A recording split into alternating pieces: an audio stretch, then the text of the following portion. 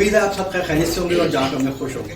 तो जैसा कि आपने लास्ट वीडियो में देखा था, हमने डिस्कस किया था प्रॉपर्टी डॉक्यूमेंटेशन के बारे में, overall deed state property documentation. आज स्पेसिफिकली हम डिस्कस करने जा रहे हैं टाइटल डीड्स के बारे में और उनसे रिलेटेड डॉक्यूमेंट्स के बारे में। आज के हमारे सर इरशाद एक बहुत सीजनल प्रोफेशनल है जो रियल एस्टेट और कंस्ट्रक्शन इंडस्ट्री से ताल्लुक रखते हैं। सर प्लीज अपने बारे में थोड़ा सा इंट्रोडक्शन दीजिएगा। जी अस्सलाम वालेकुम, मेरा नाम मोहम्मद इरशाद है और थोड़ा सा तारुफ मैं अपना देता हूँ बुनियादी कि मेरी जो सर्विसेज जो मुख्तलिफ इदारों में मैंने दी उसका सफ़र जो है तकरीबन 45 साल के अरसे पे मुहित है, और जिसमें मैंने इदारा तरक्यात जिसको KDA कहते हैं हम, उसमें तकरीबन 33 साल सर्विसेज दी। एयरपोर्ट डेवलपमेंट एजेंसी में मैंने काम किया और निजी इदारों में मैंने कुछ काम किया। उसके अलावा 2017 में जब मैं रिटायर हुआ तो मैं अब अपनी प्रोफेशनल सर्विसेज को लोगों के लिए सर्व कर रहा हूँ, जिसमें designing, planning, construction, real estate, documentation, title and technical documentation, ये सारी खिदमत मैं दे रहा हूँ कंसल्टेंसी वगैरह की सूरत। आज का हमारा टॉपिक है टाइटल डीड्स के बारे में। टाइटल डीड एक बहुत ही क्रिटिकल डॉक्यूमेंट है जो किसी भी बायर सेलर के लिए इंपॉर्टेंट होता है उसके ऑनरशिप को रिप्रेजेंट करने के लिए। तो एक ब्रीफ इंट्रोडक्शन दीजिएगा इसके बारे में, यानी क्या क्या मसले मसाइल हो सकते हैं, क्या क्या मसले मसाइल होते हैं इन डॉक्यूमेंटेशन को एक्सिक्यूट करवाने में, और इनमें कौन सी ऐसी चीज़ें होती हैं उन पर हमें गौर करना चाहिए। टाइटल डॉक्यूमेंट जो है वो बड़े अहम और बड़े बुनियादी डॉक्यूमेंट है किसी भी प्रॉपर्टी के लिए। तो जिसमें जो बुनियादी डॉक्यूमेंट है टाइटल का वो है एलोकेशन लेटर या अलॉटमेंट लेटर। सर ये बिल्डर की तरफ से इशू होता है? ये बिल्डर की तरफ से भी इशू होता है और ये इदारा तरक्यात भी बाकायदा कोई चीज़ भी जब अलॉट करता है किसी को तो सबसे पहले वो एलोकेशन लेटर देता है और उसके बाद तकरीबन 50% पेमेंट लेने के बाद वो उसका अलॉटमेंट ऑर्डर इशू करता है। यानी मोस्टली जब आप इंस्टॉलमेंट वगैरह पे करने के बाद आपको जो इंस्टॉलमेंट एलोकेशन लेटर का जो असाइन किया जाता है, बिल्डर और गवर्नमेंट दोनों लाइसेंस रखते हैं उस पर्टिकुलर एलोकेशन लेटर को, जिसके बाद आप जाके अपनी यानी उसके बाद जाके आपको पोजीशन मिलती है और अपनी कंस्ट्रक्शन भी इनिशिएट कर सकते हैं। जी, बिल्डर्स में तो उमूमन हर कोई एलोकेशन लेटर नहीं देता, वो डायरेक्ट अलॉटमेंट देते हैं या एलोकेशन लेटर देते हैं। लेकिन KDA में जो है, KDA का जो लैंड डिपार्टमेंट है वो बाकायदा अगर कोई जमीन किसी को देता है या इवन अगर फ्लैट भी बना के वो पब्लिक हाउसिंग के लोगों को देता है तो सबसे पहले वो एलोकेशन लेटर देता है। शुरू में आपको एलोकेट कर देता है वो सम पेमेंट पे, कुछ पेमेंट लेने के बाद वो आपको एलोकेशन लेटर देगा। फिर सम 50% अमाउंट जब आप पे कर देंगे KDA को तो वो आपको अलॉटमेंट यानी लेटर देगा। जिस तरह हमारे बिल्डर से प्रोजेक्ट लेकर आते हैं कि आप 50% पेमेंट देते हैं, 70% पेमेंट देते हैं, आपको एलोकेशन लेटर मिल जाएगा और आप राइश के काबिल होंगे वहाँ पे। तो ये गवर्नमेंट ही इशू कर रही होती है, गवर्नमेंट से लाइसेंस हुआ होता है उनका और वो वही से प्रोसेस होता है। जी जी बिल्कुल, बाकायदा क्राइटेरिया के तहत जो है बाकायदा एलोकेशन होती है। फिर 50% के बाद जब अलॉटमेंट दे देते हैं तो फिर जाहिर है आपको पोजीशन भी देना होता है।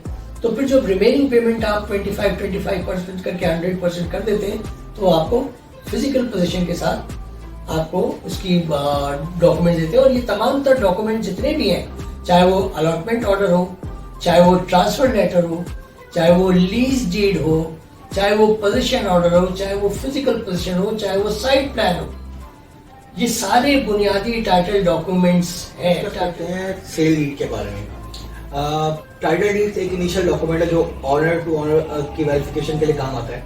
सेल डीड हम कब यूटिलाइज करें, यानी कब ये यूज होती है? सेल डीड बहुत अहम डॉक्यूमेंट है और ये भी जो है टाइटल डॉक्यूमेंट ही तस्वुर किया जाता है, इसलिए कि जब प्रॉपर्टी लीज हो जाती है और फिर अगर उस प्रॉपर्टी को कोई फर्द किसी दूसरे फर्द को बेचता है तो फिर जो है सेल डीड एग्जीक्यूट होती है, इसलिए कि वो प्रॉपर्टी लीज है। अगर वो प्रॉपर्टी लीज नहीं होती और अलॉटमेंट ऑर्डर पे ही बेची जाती तो वो डायरेक्ट बिल्डर के पास या इदारे में वो ट्रांसफर हो जाती। लेकिन जो लीज डीड के बाद जो प्रॉपर्टी बिकेगी वो थ्रू सेल डीड ही बिकेगी या कन्वेंस डीड के थ्रू बिकेगी, सेल डीड या कन्वेंस डीड के थ्रू। तो यानी कि जिन प्रॉपर्टीज की लीज हुई हुई है वो सेल डीड के थ्रू बिकेंगी और जिनकी लीज नहीं हुई हुई वो भी लीगल है, वो ट्रांसफर या कन्वेंस डीड के थ्रू प्रोसेस होंगे। बिल्कुल ऐसे ही है कि अगर वो प्रॉपर्टी जो आपके पास है, आपके पोजीशन में है और उसका सिर्फ टाइटल जो है वो अलॉटमेंट ऑर्डर की हद तक है, तो वो जब आप किसी को बेचोगे तो वो ट्रांसफर होगी। لیکن اگر یہ چیز آپ لیز کرا چکے اپنے نام اور پھر کسی کو بیچ رہے ہیں تو تھرو سیل ڈیڈ یا کنوینس ڈیڈ کے تھرو کہ لیز ڈیڈ ہے وہ بڑا اہم ٹائٹل ڈاکومنٹ ہے. یہ وہ ڈاکومنٹ ہے کہ بینک بھی آپ کو بغیر لیز کے لون نہیں دیتے. جی فور شور. جبکہ الاٹمنٹ آرڈر پہ آپ کہیں کہ بھائی یہ میری پراپرٹی تو ان کا پہلے آپ لیز کرا کے کرائیں. جی lease is a mandatory for availing loan right. تو اس وجہ سے لیز کا ہونا بہت اہم ہے. اور پھر جب لیز ہو جاتی ہے تو آپ سمجھیں کہ 99 سال تک کے لیے آپ جو ہے سرکاری کھاتے میں اپنے آپ کو انڈورس کرا لیتے ہیں کہ یہ زمین اب آپ کی 99 سال تک آپ کے نام سے جو بھی ٹینیور گورنمنٹ ڈیسائیڈ کرتی ہے اس پرٹیکولر لائن کے لیے. بالکل یا فلیٹ سے یا سر. اب باری آتی ہے ہماری سیل ڈیڈ ہم نے اگر کنڈکٹ کروا لی, اب باری آتی ہے ہماری میوٹیشن ڈیڈ کی. اس کے بارے میں کچھ بتائیں. جی دیکھیے سیل ڈیڈ آپ نے کسی کو کرا دی, ایگزیکیوٹ ہو گئی, آنر سے آنر بی کے بعد ٹرانسفر. ٹھیک ہے. اب کچھ آنر سے آنر بی کے بعد ٹرانسفر. اداروں میں تو ایسا ہے کہ باقاعدہ موٹیشن ہوتا ہے, ٹھیک ہے نا. کوئی بھی سرکاری ادارہ ہو وہ اس سیل ڈیڈ کے تھرو جو بھی پراپرٹی خرید جائے گی وہ اپنے ریکارڈ آف رائٹ میں تھرو موٹیشن جو ہے اس کو انٹیکٹ کرائے گا. لیکن کچھ بلڈرز ایسے ہیں, سارے تو نہیں لیکن کچھ بلڈرز ایسے ہیں کہ جو فردر موٹیشن وغیرہ نہیں کرتے. وہ یہ کہتے ہیں کہ یہ سیل ڈیڈ ہو گئی, اب سیل ڈیڈ در سیل ڈیڈ آپ اس کو آگے بیچے, وہی ٹائٹل رہے گا اور وہ پھر اپنے ریکارڈ میں یہ چیز ان کی مینٹین نہیں رہتی. ہاں البتہ اگر لیز نہ ہوئی ہو اور اگر کوئی بلڈر کی کوئی چیز آپ کے پاس ہے اور اگر آپ وہ بیچتے تو بلڈر اپنے ریکارڈ میں ریکارڈ آف رائٹ میں اس کو تھرو ٹرانسفر جو ہے وہ میوٹیشن کے بعد سے. سر نے میوٹیشن ڈیڈ ہم نے پروسیس کروا دی, اس کے بعد ہمارا کون سا پروسیس آتا ہے؟ دیکھیے موٹیشن جب آپ نے ڈپارٹمنٹ سے لے لیا تو سمجھیں کہ ٹائٹل اب آپ کے نام ہو گیا, کیونکہ جو سیل ڈیڈ تھی وہ ریکارڈ آف رجسٹرار آفس میں, جو بھی متعلقہ رجسٹرار آفس ہوگا اس میں وہ انٹیک رہے گی, ٹھیک ہے. اور موٹیشن جو ہے وہ متعلقہ ادارے کے ریکارڈ آف رائٹ میں رہے گا, کیونکہ اگر آپ سیل ڈیڈ کرا کے ڈاکومنٹ کو آپ اپنے پاس رکھ لیتے ہیں اور مجاز ادارے سے آپ اس کا موٹیشن نہیں لیتے تو وہ سمجھیں کہ اس ریکارڈ آف رائٹ میں آپ نہیں ہو, پہلے والا ہی ہے.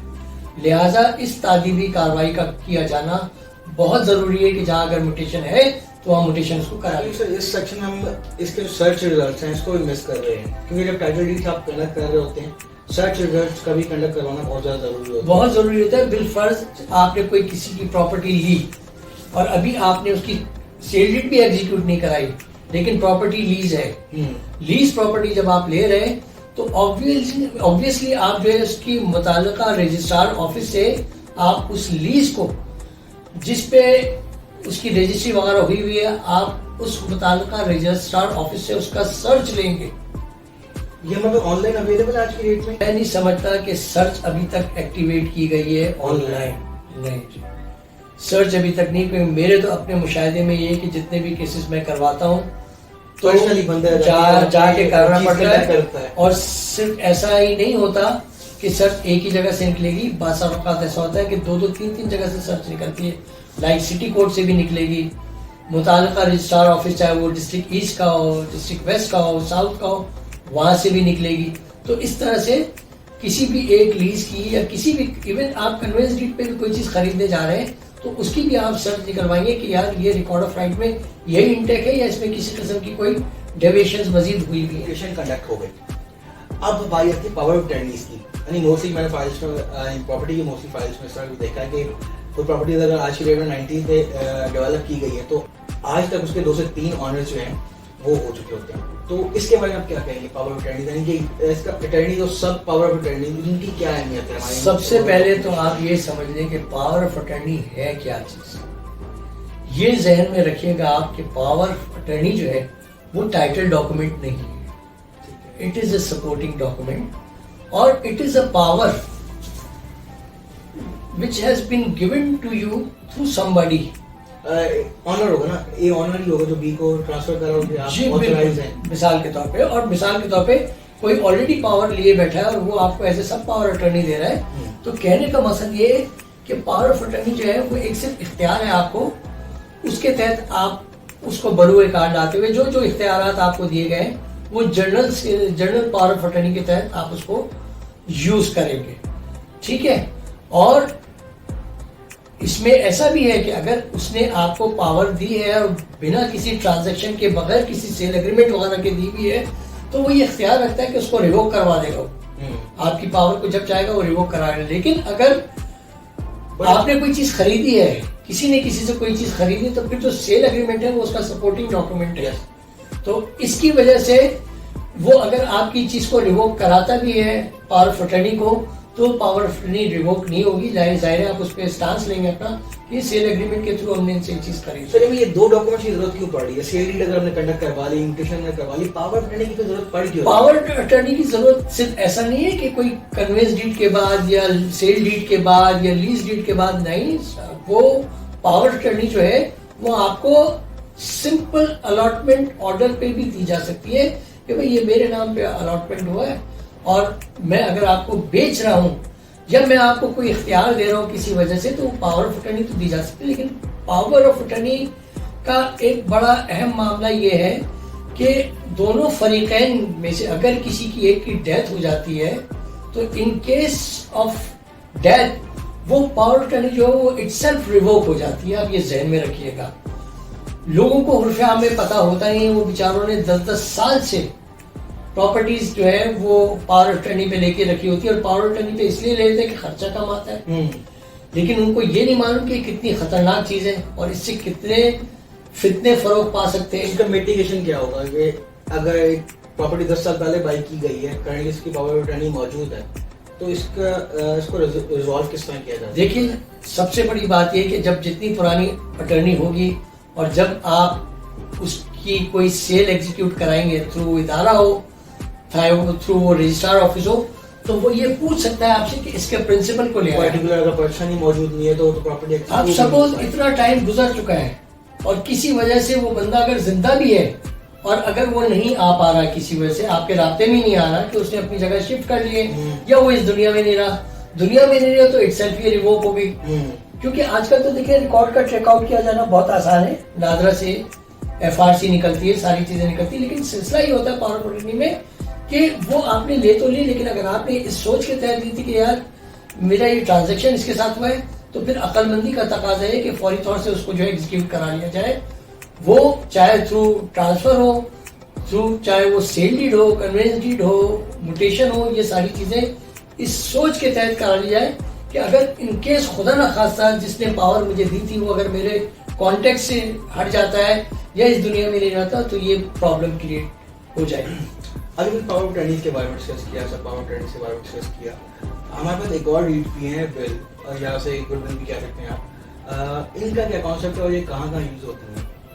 جی, گڈ ول جو ہے وہ یوں سمجھے کہ ہوتا تو ایک طرح سے یہ بھی اونرشپ بیسس ہے, لیکن یہ پرانا ٹرینڈ ہے جو کہ اولڈ ایریاز میں زیادہ پایا جاتا ہے. میٹھا در, کھارا در, لیل مارکیٹ اور جتنے بھی پرانے ایریاز ہیں, بندر روڈ, ایون کہ اپنا لیاقت آباد کہہ لیں یا صدر کا علاقہ وہاں جو ہے, تو یہاں پہ جو پراپرٹیز پہلے ہوا کرتی تھی یا جو ٹرانزیکٹ ہوتی تھی تو دونوں پارٹی کے مابین ہوتی تھی, اور بیچنے والا اس کو گڈ ول کے تحت ایک اختیار دیتا تھا, ایک طرح سے اونرشپ بھی دے دیتا وہ, لیکن اس کے ساتھ کچھ اس کا کرایہ طے ہو جاتا تھا کہ یہ چیز میں نے دے دی لیکن آپ مجھے ہر مہینہ اس کا یہ کرایہ دیں گے. ایک سرٹن ڈیوریشن کے لیے آپ سے کرایہ دیتے رہیں گے اور ڈیوریشن کے بعد وہ آپ کو مل جائے گی. ہے وہ چیز آپ ہی کی, لیکن چونکہ وہ بڑے کم قیمتوں میں دی جاتی تھی لہٰذا وہ ایک ساتھ یہ بھی رکھتے تھے کہ بھائی آپ اس میں ہمیں کرایہ بھی پے کریں گے. لیکن اب ہوتا یہ ہے کہ جب مثال کے طور پہ ایک چیز آج سے 20 سال پہلے لی گئی تھی تو بڑے نامنل پرائسز پہ تھی. اب آج کل چونکہ ویلیوز اتنی اپریشیٹ کر گئی ہیں تو اس کیس میں ہوتا ہے ایسا کہ جس نے آپ کو یہ چیز بیچی ہوتی ہے بڑی نامنل پرائسز پہ, وہ آپ سے کرایہ بھی لے رہا ہوتا ہے. جب آپ اس کو کسی اور کے نام ٹرانسفر کرانا چاہو گے اس سے یا اس کو منتقل کرانا چاہو گے, اس کو بیچو گے, تو وہ جس نے آپ کو یہ اختیار دیا ہوتا ہے وہ آپ سے کچھ پیسے ڈیمانڈ کرے گا. ایز پر مارکیٹ پرائس کے جو اماؤنٹ ہوگی اس کو چارج کرے گا, 10% ہوگی, 20% ہوگی. ہاں, مارکیٹ پرائس یا جو ان کی اس وقت بھی جو اس پہ ٹرانزیکشن چل رہی ہوں گی گڈ ول پہ, تو وہ اس کی ملازمت سے آپ سے وہ پیسے لے گا کیونکہ ظاہر ہے وہی کہے گا آپ سے کہ بھائی آپ کو میں نے اس وقت یہ چیز دیتی تھی، آج آپ یہ اتنے میں بیچ رہے ہو، اس پہ اتنا پرسنٹ آپ کا ہو گیا سلسلہ، لہٰذا آپ مجھے بھی کچھ پیسے دیں. تو وہ اس کی رسید جو رسید ہوتی ہے اس کو تبدیل کرنے کے لیے بھی پیسے لیتا ہے اور پھر اس کے نام منتقل کر دی جاتی ہے. تو یہ گڈ ول کا ایک سسٹم ہے جو کہ پرانا نظام ہے اور ابھی تک رائج ہے، چل رہا ہے.